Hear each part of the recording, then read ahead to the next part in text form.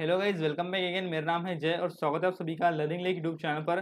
तो गाइज आज के इस वीडियो में हम डिस्कस करने जा रहे हैं CSS मीडिया क्यूरी का वो एग्जांपल जो कि मैंने पिछले वीडियो में आपको बताया था कि हम दूसरे वीडियो में ट्राई करेंगे। तो वही एग्जाम्पल आज हम डिस्कस करने जा रहे हैं। इस वीडियो में आपको इंट्रोडक्शन दे दिया है मैंने CSS मीडिया क्यूरी का, तो आप इस वीडियो को देख सकते हो। तो आ गए हैं हमारे CSS के W3 स्कूल वेबसाइट पर। तो यहाँ पे आप देख सकते हो, यहाँ पे वो एग्जाम्पल आपको दिखाई दे रहा है। मैं जैसे इसे इंस्पेक्ट करूँगा तो इन्होंने क्या बोला है कि आपकी जो विड्थ 480 पिक्सल से कम हो जाएंगी। जैसे कि यहाँ पे इन्होंने लिखा भी है मीडिया क्यूरी में, तो आपका जो कंटेंट है वो कुछ अलग दिखाई देगा। तो कैसा दिखाई देगा वो हम ट्राई करते हैं। यहाँ पे देखिए, अब आपको यहाँ पे साइज दिखाई दे रही है। मैं इसे 480 पिक्सल से कम करता हूँ, विड्थ को धीरे धीरे मैं कम करते जा रहा हूँ। तो जैसे 480 से कम हो गई तो देखिए आपका जो कंटेंट था वो नीचे आ चुका है, और ये जो आपका लेफ्ट साइड बार था, ये डब्बे थे, ये इसकी विड्थ अचानक से बढ़ गई है। लेकिन मैं 480 से ज़्यादा करूँगा तो ये देखिए ये लेफ्ट में शिफ्ट हो गया है, और ये जो आपका कंटेंट नीचे था ये ऊपर आ गया। तो ये किस तरह से इन्होंने किया है उसके बारे में आज हम डिस्कस करेंगे। पूरा कोड यहाँ पे हम देखने वाले हैं, और पूरा कोड आपको मिल भी जाएगा मेरे गिटहब रिपोजिटरी पर। तो यहाँ पे सबसे पहले हम आ जाते हैं यहाँ पे हमारे HTML प्रैक्टिस फोल्डर के अंदर। इसे ओपन विथ कोड करूँगा मैं।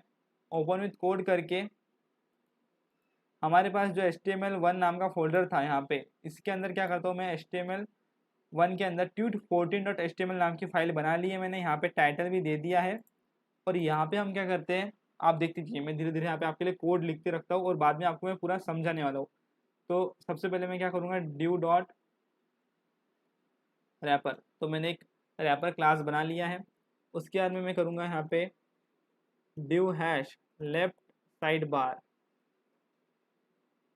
उसी के साथ साथ उसके अंदर हम क्या करेंगे, यूएल लेंगे, यूएल हैश मेन्यू लिस्ट, क्योंकि ये लिस्ट के लिए यूज होता है। और इसी के अंदर हम क्या करते हैं, चार ऐसे लिस्ट लेते हैं। तो li डॉट मेन्यू आइटम्स, तो ऐसे चार हम यहाँ पे लिस्ट ले लेते हैं। तो देखिए, और इन लिस्ट के अंदर मैं क्या करता हूँ, अल्टर दबा के सब में कुछ कंटेंट लिख देता हूँ। अल्टर प्रेस किया मैंने और इन्हें सबको सिलेक्ट किया, और यहाँ पे मैं लिखूंगा सम टेक्स्ट हियर। तो मैंने यहाँ पे टेक्स्ट लिख दिया है।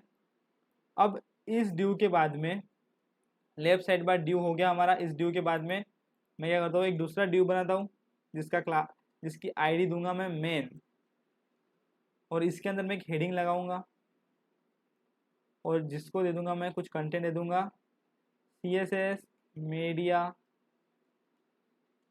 Curie example. तो देखिए मैंने हेडिंग लगा दिया है। साथ ही साथ यहाँ पे हम एक पैराग्राफ भी लगा देंगे। पैराग्राफ लगाएंगे, तो एक पैराग्राफ लगा लिया मैंने। अब ये कुछ इस तरह से हो गया है। तो इसको कैसे करना है आपको, वो भी मैंने आपको बताया है बहुत बार वीडियो में। तो ये देखिए इस तरह से मैंने आपको बता दिया है कैसे किया मैंने। ये यहाँ पे गया मैं सेटिंग में, कमांड पैलेट में गया, टॉगल वर्ड रैप मैंने सर्च किया, ये आ गया, और ये इस तरह से हो जाएगा। तो अब क्या हो गया, ये इस तरह से कंटेंट आपका यहाँ पे आ चुका है। यदि मैं ऐसे गो लाइव करूँ, गो लाइव करते ही हमारा पेज लाइव हो जाएगा। तो देखिए आपको यहाँ पे दिखाई दे रहा होगा, आपका ये जो है ये यूएल है, पूरा यूएल है। ये आपका नीचे का हेडिंग, और ये आपका पैराग्राफ। यदि मैं इसे इंस्पेक्ट करके आपको बताऊँ तो यहाँ पे आप देख सकते हो, इस पे देखिए, ये देखिए यहाँ पे आपको लिखा दे रहा है LI। यहाँ पे आप देख सकते हो LI दिख रहा है आपको एक बॉक्स के अंदर, और उसकी आपको क्लास नेम भी दिखाई दे रहा है साइड में। और ये जो पूरा जब मैं सिलेक्ट करता हूँ तो यूएल में आ जाता है, तो वो मेन्यू लिस्ट है। तो अब उसके बाद में ये है हमारा मेन्यू लिस्ट, और नीचे है हमारा हेडिंग, और ये है हमारा पैराग्राफ। यहाँ पे आप साइड में भी देख सकते हो। यदि मैं इसे ओपन करूँ बॉडी को, तो देखिए यहाँ पे रैपर क्लास है सबसे पहले, इतना बड़ा हमारा। उसके बाद में है यहाँ पे लेफ्ट साइड बार, जो कि पूरा लेफ्ट साइड बार, उसके अंदर यूएल है, उसके अंदर LI है। उसके बाद में मेन क्लास, मेन जिसमें आपका हेडिंग है और पैराग्राफ है। अब इसे हमें CSS प्रोवाइड करना है। इसी के लिए हमने क्या किया था, उसको आईडी और क्लासेस दिए थे। सबसे पहले मैं क्या करता हूँ, ये जो यूएल है हमारे, जो कि यहाँ पे इस तरह से आपको दिखाई दे रहा है, यहाँ पे डॉटेड्स ये दिखाई दे रहे हैं, तो इन्हें हटाना है मुझे। तो मैं क्या करूँगा, इसे CSS प्रोवाइड करूँगा। तो सबसे पहले हम यहाँ पे स्टाइल टैग लगाएंगे, स्टाइल टैग लगा लेंगे और हम क्या करेंगे, डॉट मेन्यू आइटम लिखेंगे। तो देखिए यहाँ पे मैंने उसे सिलेक्ट कर लिया है। अब मैं क्या करता हूँ, सबसे पहले उससे देता हूँ बैकग्राउंड कलर, बैकग्राउंड कलर में कर देता हूँ उसका पिंक, पिंक कलर का बैकग्राउंड कलर मैंने दे दिया उसे, और कलर कर दूंगा मैं उसका ब्लैक, यानी कि उसका टेक्स्ट कलर। और बॉर्डर देंगे हम उसे, बॉर्डर देते solid 2 pixel solid border green. तो इस तरह की मैंने यहाँ पे बॉर्डर दे दी है इसे। उसके बाद में बॉर्डर रेडियस देंगे हम, बॉर्डर रेडियस हमने दे दी यहाँ पे 5 पिक्सल कर देते हैं हम बॉर्डर रेडियस। तो यदि हम ऐसे देखेंगे तो अब ये देखिए ये इस तरह से दिखाई दे रहा है, आपको कुछ बढ़िया दिखाई नहीं दे रहा। हम क्या करते हैं, इसे मार्जिन पैडिंग और इन डॉट्स को गायब करते हैं। तो उसके लिए हम क्या करेंगे, सबसे पहले यहाँ पे लिखेंगे लिस्ट स्टाइल नन। तो जो स्टाइल दी गई थी उसको डॉट की वो हट जाएंगी। उसके बाद में इसे मार्जिन देते हैं हम 4 पिक्सल। उसके बाद में पैडिंग, मार्जिन और पैडिंग यहाँ पे आ चुकी है। तो ये इस तरह से दिखाई दे रहा है अभी। लेकिन आपको यहाँ पे दिखाई दे रहा होगा ये ऐसे स्पेस आपको यहाँ पे दिखाई दे रही है, तो ये कुछ बढ़िया दिखाई नहीं दे रहा। तो मैं अब क्या करता हूँ, ये जो यूएल था हमारा, आप यहाँ पे देख भी पा रहे हो इस डब्बे के अंदर यूएल, इस यूएल की मार्जिन और पैडिंग को 0 कर देता हूँ। क्योंकि यूएल जो है आपका वो एक ड्यू के अंदर है, और ड्यू ये रहता है एक ब्लॉक एलिमेंट। तो इसके लिए वो मार्जिन और पैडिंग उसको बाय डिफॉल्ट प्रोवाइड की रहती है CSS की मदद से, तो बाय डिफॉल्ट रहती है। लेकिन हम क्या करेंगे, उस मार्जिन और पैडिंग को चेंज कर देंगे, 0 कर देंगे उसे। तो हम क्या करेंगे यहाँ पे, तो ये जो हमारा यूएल है इसे मार्जिन और पैडिंग हमें 0 करनी है। तो इसकी जो आईडी थी वो है मेन्यू लिस्ट। तो हम क्या करते हैं, मेन्यू लिस्ट से उसे सिलेक्ट करते हैं आईडी नेम से, और यहाँ पे हम क्या करेंगे, उसकी जो मार्जिन है वो 0 करेंगे, साथ साथ पैडिंग भी उसकी 0 कर देंगे। तो अब देखना वो जो स्पेस दिखाई दे रही थी आपको वो चली गई होंगी। तो देखिए यहाँ पे जो इतनी सारी स्पेस थी वो चली गई है, मार्जिन पैडिंग मैंने इसकी 0 कर दी। तो जो लेफ्ट साइड बार है हमारा, इसके हम क्या करते हैं, फ्लोट नन देते हैं। ये क्यों दिया हमने फ्लोट नन, तो गाइस ये जो हमारा लेफ्ट साइड बार है इसे मैं फ्लोट नन करता हूँ। तो ये क्यों दिया मैंने फ्लोट नन वो आगे मैं आपको बताऊंगा। और इसकी जो विड्थ है वो मैं करता हूँ ऑटो। ये दोनों में कारण आपको जब मीडिया क्यूरी अप्लाई करूंगा उसके बाद में समझाऊंगा, क्योंकि तब आपको ये समझ में आएंगे ध्यान से, अभी आपको समझेंगे नहीं। तो देखिए ये इस तरह से आपको दिखाई दे रहा है। अब आपका जो मेन क्लास है, जो मेन है जिसमें आपका H2 है, मेन आईडी है, उससे भी हम क्या करते हैं, लेफ्ट मार्जिन प्रोवाइड कर देते हैं। कितनी, 4 पिक्सल। वही देखिए आप देख पा रहे हो साइड में ऑरेंज कलर की, यहाँ पर हम यहाँ पे भी रख के देख सकते हैं, देखिए। उसके बाद में हमारा जो रैपर क्लास था सबसे बड़ा जिसके अंदर ये सब कंटेंट है, उससे मैं क्या करता हूँ, उससे मैं करता हूँ ओवरफ्लो ऑटो। ये प्रॉपर्टी की यूज़ होती है यदि आपके पेज में बहुत सारा कंटेंट है और आपको एक पेज पर दिखाना है, तो आप क्या करते हो, स्क्रॉल बार्स देते हो। तो इस तरह से स्क्रॉल बार रहते हैं। तो जब हम ये यूज़ करते हैं तो ओवरफ्लो कंटेंट हो रहा है, यानी कि एक पेज के बाहर जा रहा है कंटेंट, तो वो क्या करते हैं, अपने आप स्क्रॉल बार वहाँ पे ऐड कर देते हैं, हॉरिजॉन्टल और वर्टिकल। तो इसके लिए यूज़ होती है। लेकिन हमारे इसमें इतना बड़ा कंटेंट है नहीं, लेकिन यदि कंटेंट बहुत हो गया तो हम क्या कर सकते हैं, ये प्रॉपर्टी का यूज़ कर सकते हैं। तो ये भी प्रॉपर्टी बहुत ज़रूरी है।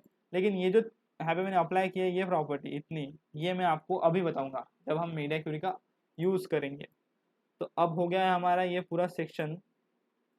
तो देखिए अभी मैं आपको बताता हूँ, यहाँ पे ये इस तरह से आपको दिखाई दे रहा है। लेकिन मुझे क्या चाहिए था, मुझे चाहिए था ये जो आपका टेक्स्ट है ये इसके यहाँ पे चाहिए राइट साइड में, और आपका जो ये कंटेंट है ये इधर चाहिए था। लेकिन जब मैं मोबाइल में देखूंगा इस वेबसाइट को, तो मोबाइल में क्या होना चाहिए, मोबाइल में वो सेम ऐसा ही रहना चाहिए, मोबाइल में ये सूटेबल है। लेकिन जब मैं लैपटॉप पे देख रहा हूँ तो मुझे ये चाहिए नहीं, ये बहुत भद्दा दिखाई दे रहा है लैपटॉप पे। लेकिन मोबाइल में जब हम देखेंगे तब हमें किस तरह से चाहिए, वो ये ऐसे ही चाहिए, एज इट इज़। देखिए मोबाइल में हमें ऐसे ही चाहिए क्योंकि ये अच्छा दिखाई दे रहा है मोबाइल में, लेकिन जब लैपटॉप की स्क्रीन पे आता है तो बहुत बड़ा हो गया है। अब इसी के लिए हम क्या करेंगे, यहाँ पे मीडिया क्यूरी का यूज़ करेंगे। तो यहाँ पे मैं क्या लिखूँगा, मीडिया क्यूरी, तो @मीडिया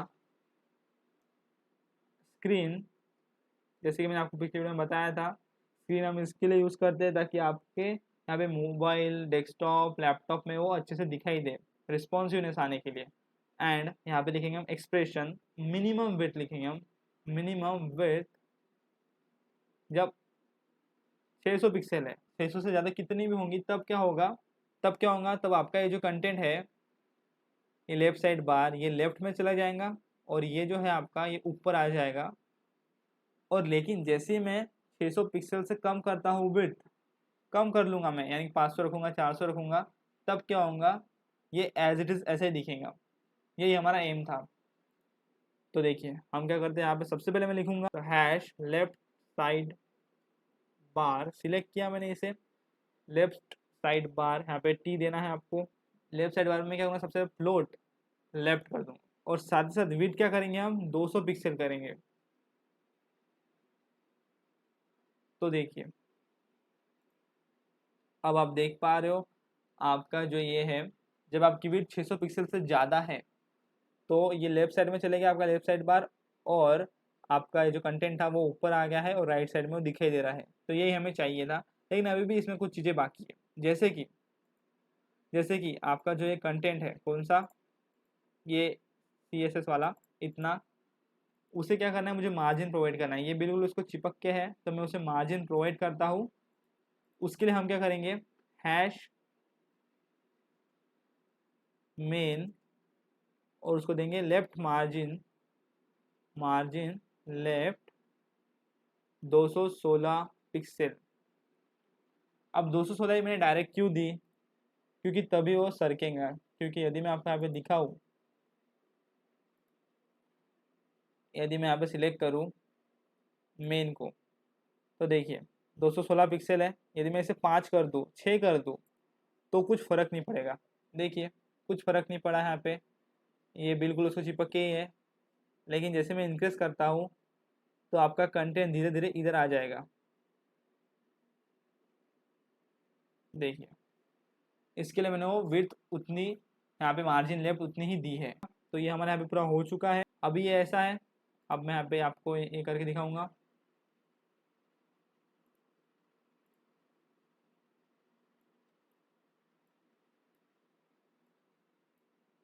ये जो इसकी विड्थ है ये अभी इतनी है, जैसे ही मैं 600 पिक्सल से नीचे लेके जाऊंगा,